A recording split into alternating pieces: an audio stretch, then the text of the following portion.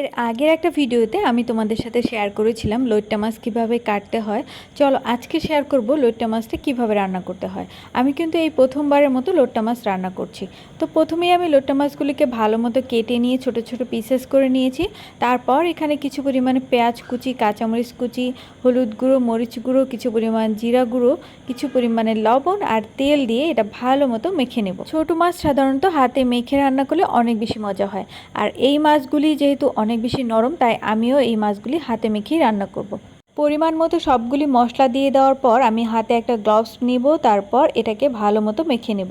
হাতে গ্লাভস নেওয়ার কারণে হাতে যে জ্বালা ভাব হয় সেটা আর হবে না। আগে কিন্তু লইট্টা মাছের শুটকি ভুনা অথবা ভর্তা খেতাম, সেটাও কিন্তু অনেক বেশি মজা। তবে এই প্রথমবারের মতো আমরা এটাকে ভুনা করব, মানে কাঁচা লইট্টা মাছ যেটা, এই প্রথমবারের মতো ট্রাই করব, দেখা যাক এটা টেস্ট কেমন হয়। মশলাগুলি ভালো মতো মেখে নেওয়ার পর মাছটা আমি 5 মিনিটের জন্য রেখে দিয়েছিলাম। তারপর কড়াইতে সামান্য পরিমাণে তেল দিয়ে এই মাছটাকে আমি ঢেলে দেব, কারণ আগেই কিন্তু আমি এই মাছের মধ্যে কিছু পরিমাণ তেল দিয়ে দিয়েছিলাম, তাই এই কড়াইতে আমি খুবই অল্প পরিমাণে তেল দেব।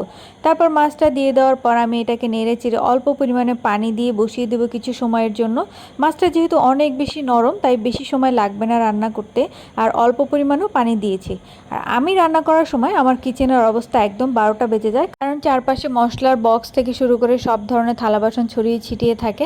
তো আমি সবগুলি এখন খুব ভালো মতো ক্লিন করে নিব, আর এই পাশে আমার মাছটা হতে থাকবে। তো এভাবে 10 মিনিট পর আমি মাছটা নামিয়ে নিচ্ছি। এখন আমার মাছ কিন্তু একদমই রেডি, মানে পুরোপুরি কুক হয়ে গিয়েছে। তো আমি এখানে একটা বাটি নিচ্ছি, এই বাটিতেই আমি সার্ভ করব। এই মাছটা এত বেশি নরম যে আমার অনেক বেশি ভয় লাগতেছিল, কারণ চামচ দিয়ে এটা নাড়তে গেলে ভেঙে যাচ্ছিল।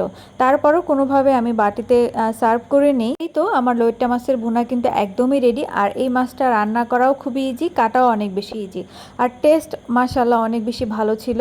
আজকের ভিডিও কিন্তু আমার এই পর্যন্তই। দেখা হবে অন্য কোনো ভিডিওতে। সেই পর্যন্ত সবাই ভালো থেকো, সুস্থ থেকো। আর আমার ভিডিও যদি ভালো লাগে তাহলে লাইক, কমেন্টস অ্যান্ড শেয়ার করবে।